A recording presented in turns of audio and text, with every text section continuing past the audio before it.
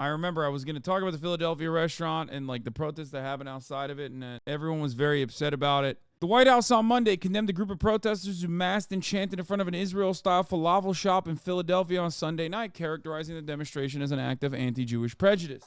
And as is the case with many other circumstances, it turns out that it wasn't just a Jewish restaurant, even though that's usually how this kind of stuff is presented every single time. Whenever there is like a restaurant or anything for that matter, like anything that is like associated with Jewish people in America, everybody immediately says, wow, this is anti-Semitic. And there are certain instances where it is, like a synagogue or, I don't know, like the Yiddish Cultural Center. Like those places are actually not valid targets for anything like that. However, there are places like Elbit Weapons Manufacturing, which is an Israeli weapons company, or a place that's like specifically raising funds for Israel, or a place that has like fired their employees for being pro-Palestine or some shit like that. Those are usually triggering actions that trigger the reaction to it, and not randomly. It is anti-Semitic and completely unjustifiable to target restaurants that serve Israeli food over disagreements with Israeli policy, White House spokesman Andrew Bates said Monday. Now, if that was the case, this would be correct. But as far as I understand it, there have been a couple different instances, like a bookstore or something. If these people are outspokenly Zionist, then it's valid. If it's just a random Israeli restaurant, I think it's fucked up and protest, need more info. Not all Israeli business owners are Zionists, right? Of course not. Which is why protesting random American Jews is unacceptable and anti-Semitic. But usually in places like this, or usually in mass mobilization campaigns like this, people immediately run and say, oh, it's a pogrom. Behavior reveals a kind of cruel and senseless double standard that is calling card for anti-Semitism, Bates said, adding that the President Joe Biden would always stand up firmly against these kinds of undignified actions. In a video clip that circulated on X social platform late Sunday, pro-Palestinian protesters gathered outside of Goldie in Center City, one of the several restaurants co-owned by Israel-born chef Michael Solomonov and the Cook and Solo group. Protesters shouted, Goldie, Goldie, you can't hide, we charge you with genocide. In recent weeks, Jewish advocacy groups like Anti-Defamation League have reported a surge in anti-Semitic threats incidents in the United States. Shapiro said Goldie, Josh Shapiro, a Pennsylvania governor, strongly criticized the protest in a post on X on Sunday, describing it as a blatant act of anti-Semitism. Shapiro said Goldie was targeted a mob because its owner is Jewish and Israeli. The hate and bigotry is reminiscent of a dark time in history. So as far as what's going on, here is someone who claims that they're a former employee that said, Goldie fired me and a coworker for supporting Palestine. They raised money for an organization that claims to be neutral, but in fact materially supports the IDF and its war crimes. It's not a random Jewish restaurant, and these protesters rule and should keep up the pressure. Side note, but it's a bummer to see people who should know better responding with not a good look and so on. The post in its reply should throw up a lot of red flags that this video has been intentionally stripped out of context in order to provoke that exact response and worse. Shev was born near Tel Aviv, was cooking Italian food in Philadelphia when a sniper killed his 21-year-old brother, an Israeli soldier who was patrolling on Yom Kippur. Mr. Solomonov, who is Jewish, dedicated himself to Israeli cuisine and opened Zahav in Philadelphia. The restaurant brought him and Israeli food to national prominence, and he has opened since 20 more restaurants. Isn't HasanAbi the organization that originated the baby in the oven thing? Or am I thinking of a different organization? Because there's like a couple different ones. Anyway, this is the organization which Solomonov's restaurants donated over $100,000 towards in October, providing medical support, food, and personal care items to Israeli soldiers. Goldie was not just a randomly selected Jewish restaurant. Obviously, this pales in comparison to the U.S. government and defense contractor military support for Israel, but it's not like Goldie was the primary target of a march. Framing this as anti-Semitic without mentioning this context is what people are trying to discredit Palestinian solidarity action wants. Further reports come to light in case of the baby who perished in an oven during the attack on Hamas, a tragedy that has horrified millions. Yeah, it was HasanAbi. There's a Canadian bookstore chain that was targeted because the CEO raises funds for people in Canada to serve in the IDF. Yeah, I remember that. So that's the other thing I was going to say. There's an organization that literally offers scholarships for people to go study in Israel so they can join the IDF. And like, yeah, of course people would protest that, and they did. Community members protest that. And in Canada, they presented that also as they protested that, and people in the Canadian media also turned around and claimed that was like an act of random anti-Semitism. I guess always there are more valid targets considering how massive the support is. Like, go protest your local government. They've probably given more material support to the IDF than anything else, really. But I will stand by it. There are instances where if you like go and tag a random synagogue or whatever, like, what the fuck are you doing? Even if the random synagogue in and of itself is like in support of the IDF, you still shouldn't do that. Especially when there are plenty of people that go there. It's a place of worship. It's different. You know what I mean? Whereas if a restaurant in and of itself has an owner that is like directly funding certain charities that end up offering material support to the IDF, well, that's tagging synagogues is blatant anti-Semitism. Yeah, no, I'm saying that. That's my position as well. Like I said, it seems like it was more so a larger protest that was occurring where they made one stop here and it wasn't like directed towards this restaurant randomly. And therefore, I think there is like misinformation flying around. I mean, this is going to recirculate over and over again. And I do think that there are going to be instances, and has been instances, where people do things that are absolutely anti-Semitic. I was there. It wasn't the main point of the protest. Yeah. I don't consider this to be one of those instances. Ultimately, it doesn't really matter because I think it stems from the employees like being fired, as they claim that they were fired for being pro-Palestine. It's a snapshot of a much larger protest to vilify all matter of like pro-Palestinian movement. It's the same shit that happened in LA when locals protested the AIPAC president's house. Yeah, I saw that as well. That didn't get like as much play in the media, but yeah, in Brentwood, people protested outside the president of AIPAC's house. People made it seem like they were just like going there because he's Jewish, like a random person that's Jewish. That didn't get this much like round condemnation though. Even I like had friends that sent me that and were like, what the fuck is this? This is crazy. It's terrifying. Because of the way that it was being presented was like, oh, they went to like a random Jewish person's house. How the fuck did Eater write a more balanced story about one of their star chefs? Here's what we know about protests surrounding Michael Solomonov's restaurants. There were reports that posted a viral video showed dozens of protesters chanting, Goldie, Goldie, you can't hide. We charge you with genocide. The incident has led to several local and national politicians calling for the demonstration in front of the restaurant an act of Semitism, given that Solomonov has no formal connection to the Israeli government or military or its actions. There have been no confirmed reports or critical damage to Goldie, though protesters were staking Free Palestine and This is Genocide stickers on the building's exterior. He's a brief explainer of what's going on. The group that led the charge to protesting outside of Goldie on Sunday night was the Philadelphia Free Palestine Coalition. According to their social media accounts, they appear to be a diverse coalition of activists and community organizers, some of who are also Jewish, who are calling for a complete end to the siege on Gaza and the end to the U.S. complicity with Israel, a cause that I'm in support of. In recent weeks, the group has specifically called for a boycott of various cooks and solo restaurants, which includes restaurants ranging from high-end Zahav to casual Kefar Cafe, as well as Goldie, plus other Israeli-owned businesses such as Soraya, Moshava, and Mezeh in Philadelphia. Why Solomonov's restaurants specifically? In October, Solomonov announced that he was raising money via some of his restaurants to support those injured in the Israel-Hamas war. He told the public that he would be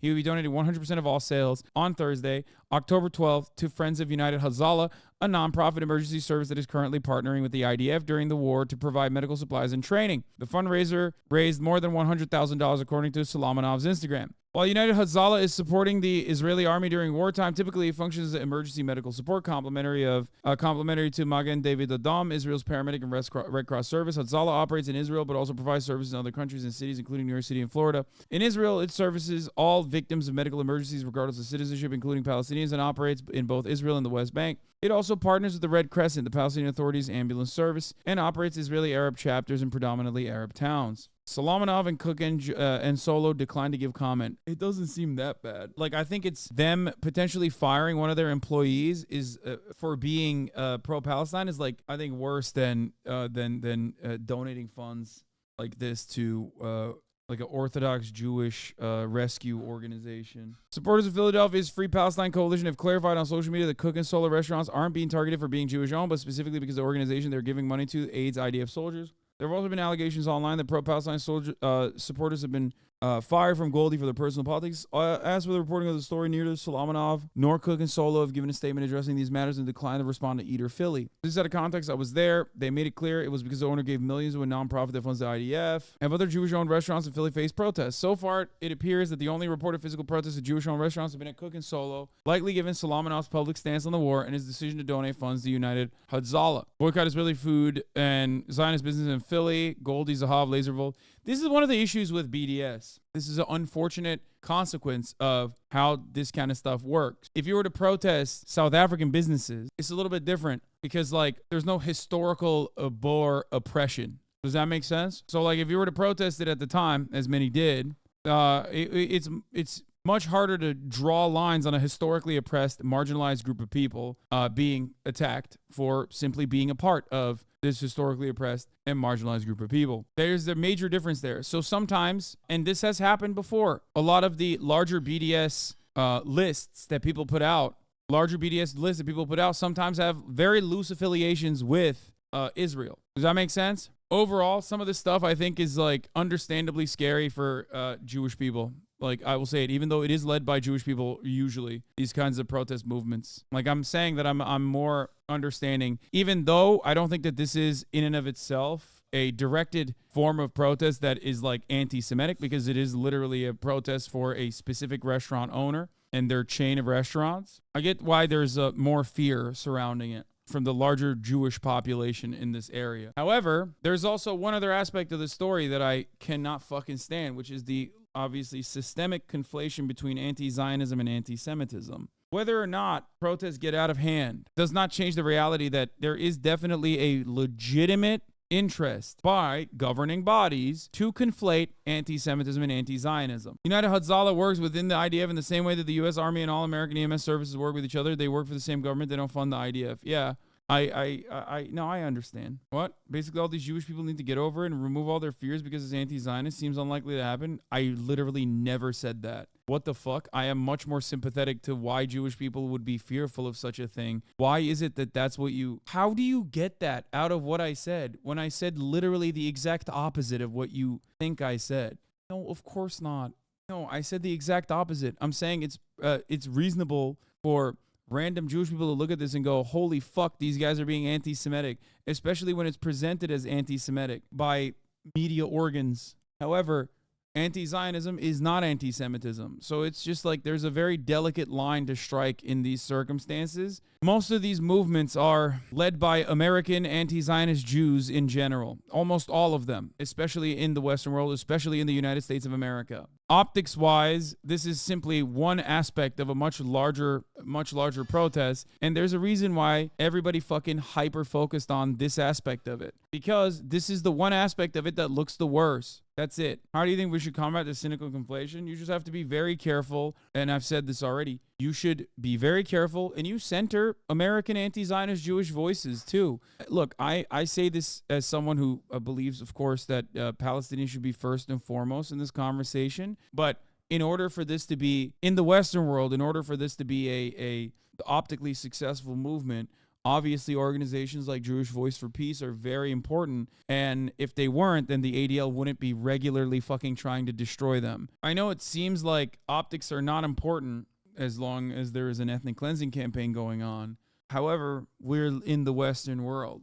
We're living in the United States of America. And in that situation, you want as broad a coalition as possible. And when you're building as broad a coalition as possible, there are certain things that are going to come across, or there are certain things that are going to lean into the conflations being made. I don't think this is one of them. I don't think this is an act of like anti-Semitism personally, for the same boundaries that I've brought up. It's a Jewish-led protest. Anti-Zionist Jews are leading these protests and at the forefront of community organizing, and that the owner has been outspoken about his support for Israel in this entire process. And I think that's part of the reason why they're doing this. However, ultimately, it's not like there are better targets, which is why the protest itself only simply featured a short bout there and not necessarily made it its actual target in the way that Twitter was trying to make.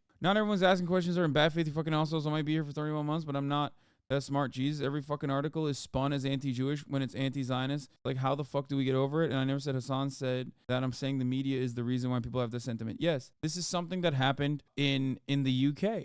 This is something that happened in the UK where the Corbyn smears, the anti-Semitism links to Jeremy Corbyn got so out of control that, yes, people did legitimately believe Jeremy Corbyn was anti-Semitic.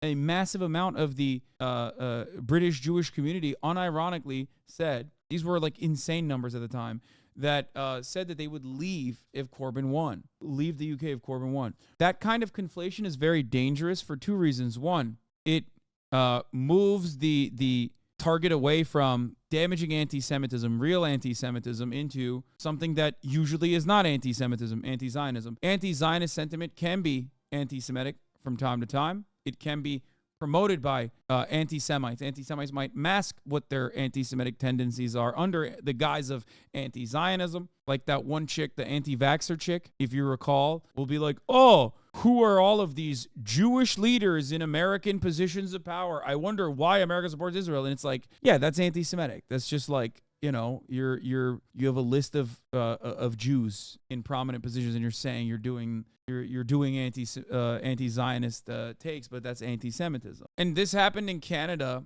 Like, this was ridiculous. Indigo bookstore vandalism sparks debate over definition of anti-Semitism. For author and political activist Naomi Klein, red paint and posters plastered on an Indigo bookstore in Toronto accusing the chain's founder, Heather Reisman, of funding genocide for her support of Israel had nothing to do with the fact that she's Jewish. That's an outrageous slander, she said at a rally this week in front of one of the bookstores in support of the 11 people charged in the incident. Naomi Klein is, of course, Jewish, Canadian, wonderful person, wrote Shock Doctrine, and she was defending the people that got arrested because the fucking bookstore was being protested for the money that it was raising, not for any kind of charity, but one that directly tries to get more people to join the IDF in Canada. Ridiculous. So that's the situation with the Philly thing. Of course, people will make hay of it. So you just have to be more careful than ever before for two reasons. One, because you never want Jewish people to feel unsafe. And two, you don't want to fucking give it out to mainstream media to try and use anything and everything they can to cynically say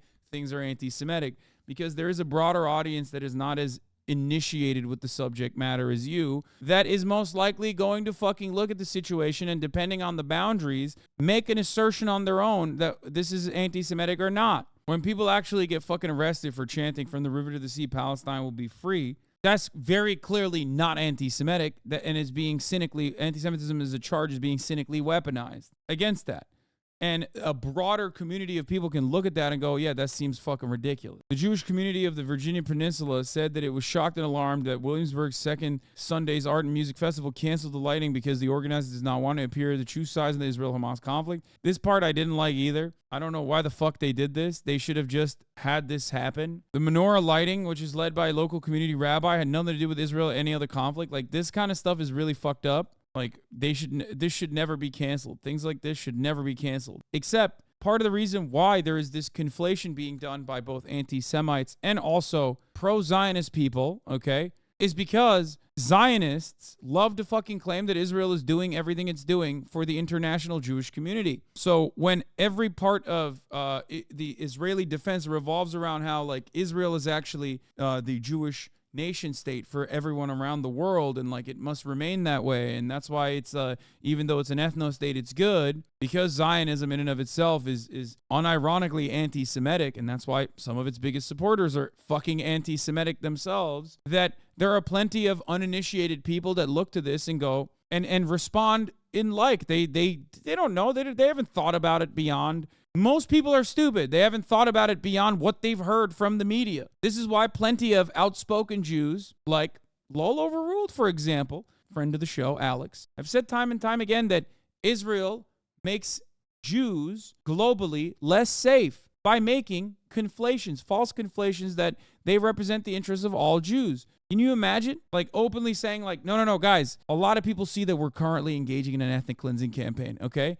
And you're fucking doing that. We're doing that right now for the Jews in your neighborhoods. That's crazy. Sam Cedar has been saying this as well. Yes. It's fucking ridiculous. It's a ridiculous thing to say. And it's a really damaging thing to say. You know what I mean? It's like fucked up and it's wrong. That's precisely why so many Jewish organizations say not in our name, that are at the forefront of anti-Zionist protests. They're like, no, not in our name. Never again. Not in our name. You should not be saying this and then or doing this and acting like you're doing it for us. That's the irony, because people are fucking stupid, okay? Most people are stupid. They don't think about things beyond the highlights, beyond the fucking titles. They look at it and they go, okay, Israel says they're doing this for the Jews. And, a lot of American Jews that are Zionists are saying, like, Israel is doing this for the Jews. And then a lot of American Christians who are also Zionists are saying, yeah, Israel is doing this for the Jews and it's good. So, yeah, most people go, okay, I guess Israel's doing this for the Jews. It's not correct. And it's very incorrect, and it's very damaging, and it's very devastating to falsely claim that all Jews across the board unconditionally offer support to Israel's ethnic cleansing campaign at a time when Israel's doing ethnic cleansing. It's fucked up. I say this as someone of Muslim descent that came from Turkey, a Muslim country. I am not a big-time religious believer or thinker in any capacity, but it's very frustrating when you have countries like Saudi Arabia also portraying themselves as like the Muslim country doing things for Islam. ISIS says they're doing it for Islam. Al-Qaeda said they were doing it for Islam. The difference, of course, is that Muslims don't fucking point to that and go, yeah, no, they are doing it for Islam. It's fucking sick, actually. We spend a long-ass fucking time trying to shake that notion that, like, no, this is not being done for Islam. This is not a good thing to do at all. But the media, of course, works in that direction as well, where they say, no, they are doing it for Islam. This is real Islam. And then you have the Sam Harris types also promoting that dangerous fucking conspiracy. This is yet another way in which ultra-Zionists make things worse overall and make it a scary place overall for American Jews and Jews living in the Western world. It is anti-Semitic to hold Jews collectively responsible for Israel's policies and actions and to require a political litmus test for Jews' participation in community events that have nothing to do with Israel. I agree.